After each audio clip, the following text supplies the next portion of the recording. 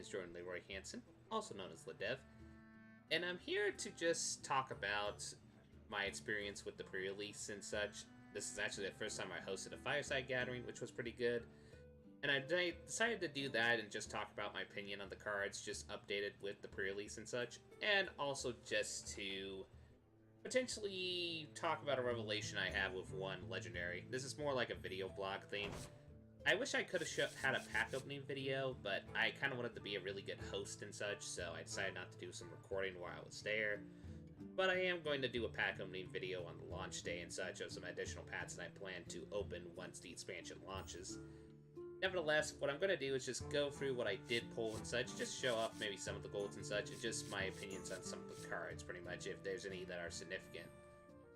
Unfortunately, in Druid, the only golds I got was Spirit of the Raptor, which, as I suspected, is not amazing. It's not bad, but there is actually some silly shenanigans you could do in the specific brawl that was set for the pre-release, where you can customize your deck to put as many copies of a specific card as you pulled.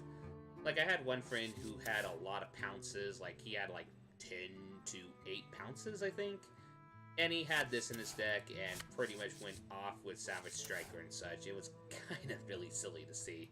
And he also had, like, the Beast that essentially the Hunt asked. We'll go to it once we get to Hunter, but he also had the Spring Paw and such, and just made a really good aggro deck. Sack, that deck was absurd. It was pretty cool. But yeah, so far, Pounce, I actually am a lot more favorable of the card after the pre-release. I am like, okay, a 0 mana 2 attack is actually pretty good. Also, it just synergizes with Gadget Slayer Auctioneer, which we weren't able to experience during the pre-release, but still. If there's any way to get multiple copies of this rather than the 2 copies that you can only have in a deck, this card can be potentially very silly. Savage Striker is alright. Haven't played with this much, so I can't really give an opinion. Predatory Instinct, I'm actually a lot more favorable to the card because, yeah, it's specific creature tutor, which during the pre-release was really good. Because if you, like, pulled a legendary lower, you actually could just use this to get you lower right off the bat. So, like, unfortunately it's in Druid, so the only lower that we're going to get from it is Gonk. But being able to use this to get, say, like for me, the lower I pulled was the Dragonhawk. Being able to use this to pull a Dragonhawk was pretty cool. Also, this is a decent card from what I've seen. And I haven't played with this one much to give a favorable impression of, so we're going to move on. Hunter, like I said, one guy just had multiple copies of Spring Paw and multiple copies of Pounce and multiple copies of Headhunter's Hatchet, and pretty much made your typical aggro go into the face deck, including with a couple of baited arrows to try to get Devil Swords. It was actually really fun for him seeing that, so. And as many people have already observed, and as I even noticed, Spring Paw, really good comment. It will most likely see play. It's kind of absurd. Beast Within, I haven't seen much play. Revenge of the Wild, I can't give an impression on. Spirit of the Lynx, I'm a lot more favorable to, at least during the pre-release, because with a lot of beast synergies and such, I was able to make actually a very decent deck with it, which was really, really cool. Like, using Spirit of the Lynx and just being able to play multiple beasts and such. I think this card's a lot more better than people say at first glance. Baited Arrow is pretty much what people suspect, but still, the art on it is actually pretty cool, including the token. The token art. If it was from the same artist, which is Anton Simska, forgive me if I'm pronouncing your last name wrong, you did really good on the art. Good job on that. Besides that, Mage, I kind of got the favorite comment of the set, which I'm grateful I got a golden of, which was really awesome.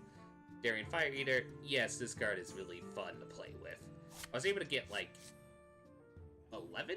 Yeah, 11 copies, so I literally made a deck where I throwed 11 of these in there, and just did Fireball, pretty much Fireball Light's damage with my hero power, which was absurd.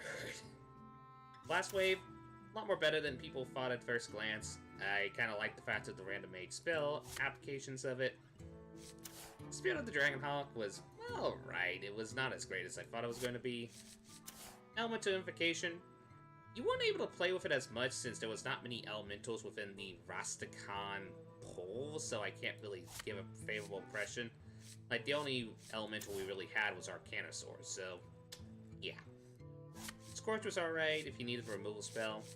Genelaya, fun card to play with. And what was fun about this exclusive ball you played with, you could actually put other cards from other classes into your deck. So I put Spirit of the Shark. Playing Spirit of the Shark and eating 2 Ragnaroses was fantastic. It was actually a really fun card. I'm grateful this was the first legendary I pulled because, hey, coincidentally I voted for Dragonhawk, so yay! For Paladin, I like Spirit of the Tiger a lot. Spirit of the Tiger gave me favorable impressions, especially when you have... It doesn't even have to be high-cost spells, even if you just were farming low spells like Flash of Light, which, yet again, great card. The cycling for... The cycle heal is a lot effective. And Timeout, overall, really great card. Like the proactive Ice Block, people were playing this card consistently. And the fun combo that people were playing with this was like combos like, say, you played this in Warlock, and, oh, you can use your hero power without getting damage and such, and just stuff like that. It was actually pretty cool. Templar, not that bad. Battle Axe, it was alright. Blood Call, yes, it's actually good, I know. Yeah, I kinda did a miss on the review of Slain. I don't know, but yeah, this card's actually really, really good, especially if you're playing like an aggro deck or just need early game control. For Priest, well, my second legendary I pulled was Princess Talanji, which actually I'm gonna brew a deck around her. I'll get to the end of the video of what deck I'm thinking about, but this one actually comboed with a warrior card, which we'll get to, but the card actually was a lot of fun during the pre-release. As for standard, there is one application, but we'll get to it. Regenerate, not bad, especially when you combo with Soup Vendor just to draw, so if you need to dig into your deck. It was actually pretty cool, especially when you had multiple copies of this. Seance, best card to play during pre-release, like being able to steal your opponent's stuff, but also just regenerate your own stuff as well. Really good. Mass Hysteria, really good board white. Like, the shenanigans you could get away with this with Mass Hysteria during the pre-release was amazing. Grave Horror, not bad as well, just being able to summon multiple taunts, especially using Seance to get those taunts so you get multiple taunts out. And Sand Drudge was really, really good, like being able to get the little taunt units out, it's surprisingly a lot more effective than you would think at first glance. Rogue, really the only cards I played in Rogue were a few. I tried out Hypemon, which was, it was alright. It was not amazing, but it was actually pretty cool. Bought the Plank, had like 3 copies of this, and using this as unconditional removal was really good. Spirit the Shark, as I mentioned before, with the Dragonhawk, is absurd, but also just getting multiple battle cries of, like one battle cry I was able to get off was, I was able to use Dragon Roar to get Immorus, and being able to Immorus twice, just like, ooh, it was amazing.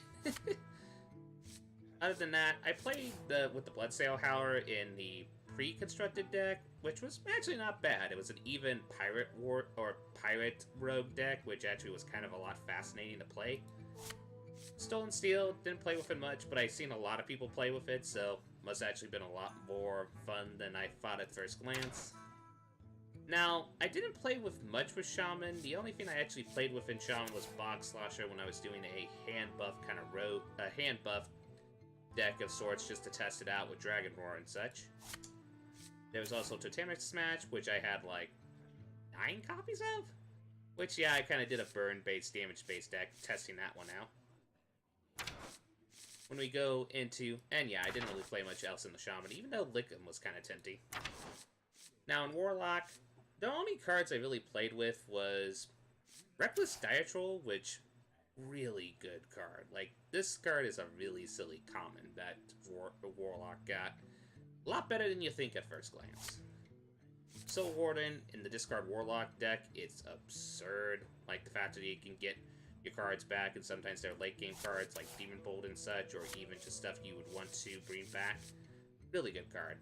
Bloodtorch Snapper, I still want to test with this more, but I think it's alright. Spirit of Bat, didn't really toy with it that much during the pre-release, so I can't really say, and that's say with the other cards as well. Now, on to Warrior. The most absurd powerful card, Dragon Roar. I had 5 copies of Dragon Roar. And yes, I put all of them into a deck with, since we can go back to Priest, just one temporary moment, with Princess Talanji, and you can probably guess the gimmick of the deck.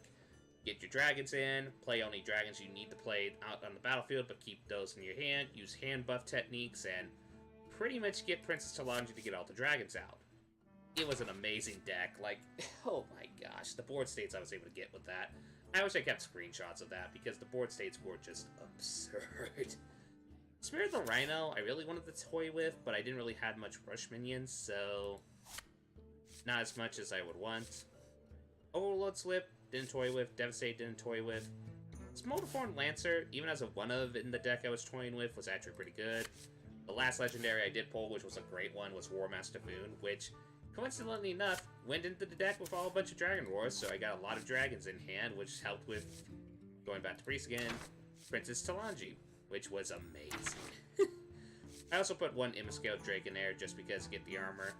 Heavy Metal, not really. The one revelation I did kind of made of is, if you do Impiscale Drake to get the 5 armor, and you're presuming that the opponent doesn't attack you, you could use Heavy Metal to get, like, a 5-cost creature, which, for 6 mana, not really that great. Now we go to the neutrals. I'm going to scan through these real quick, but Witchwood, Fire Tree Witch Doctor, really good. I also liked a lot the Staring Eye Taskmaster, but you don't want to get greedy with it. I had one friend who played the Bridger Gnome a lot, and it was a really good defensive unit. Soup Vendor, I kind of came around the card. The card's actually pretty good if you're in a heal-centric style deck, or you use Regenerate or Flash of Light. It was actually a really good draw engine in my later deck designs during the pre-release. Besides that, Serpent Ward did not impress me as much. Scarabates was a lot better in the archetypes that wanted it. Granite Buffoon was pretty good. Shield Breaker was pretty good. Spellzerker was really good. Waterboy was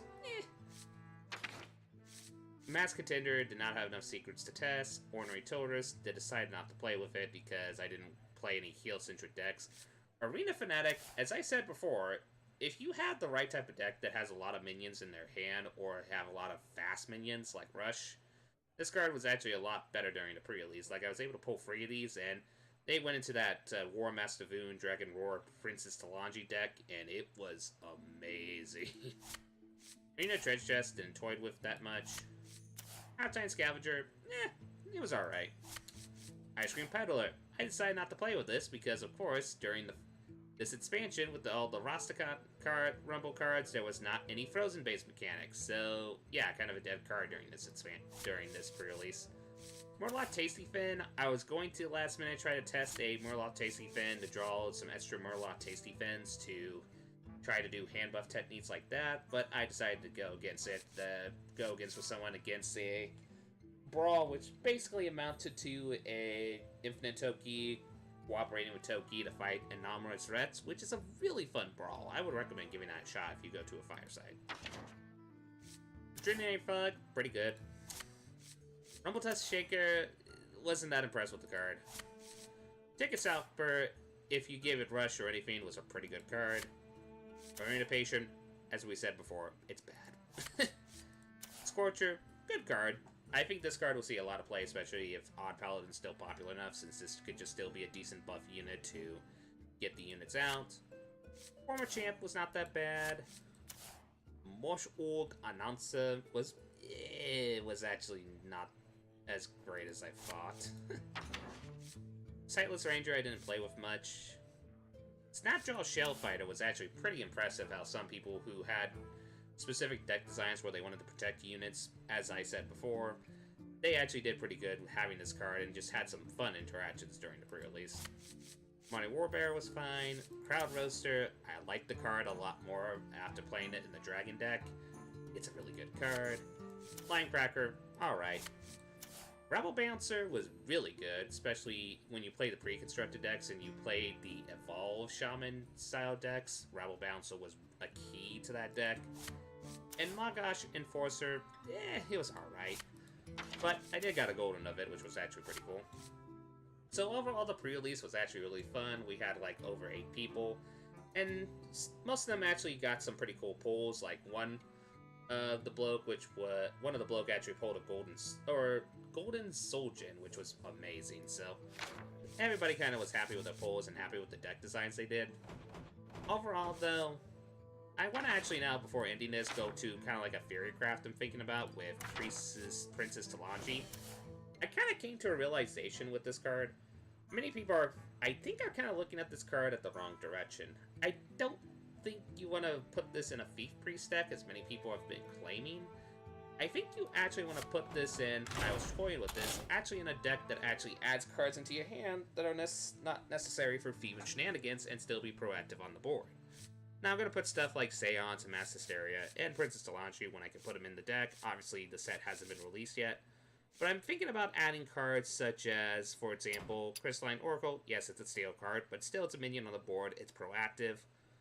And then also cards that are not like steel cards, like, for example, Stonehill Defender. Hey, it's a defensive unit. You like a defensive unit, but it adds a card into your hand since you discovered such.